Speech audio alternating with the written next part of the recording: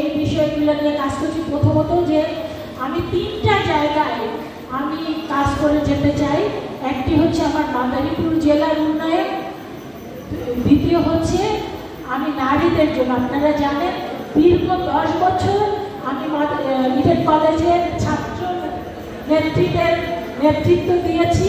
এছাড়া আমি central committee ছাত্রীনেত্রী হিসাবে কিন্তু আমি সারা বাংলাদেশে ছাত্র যে সমস্ত কলেজ বিশ্ববিদ্যালয় ছিল সেখানে যে ছাত্রনেত্রীরা ছিল তাদের নিয়ে বেশি কাজ করার দায়িত্ব পেতাম।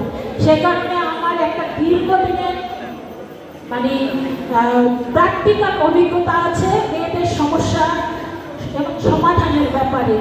আর আরেকটা বিষয় হলো আমি আরেকটা বিষয়ে কাজ করতে চাই, কারণ আমার রাজনীতির উত্থান হচ্ছে শিক্ষা প্রতিষ্ঠান থেকে, এবং এখন আমি কিন্তু বিএনপির সহশিক্ষা বিষয়ক সম্পাদক।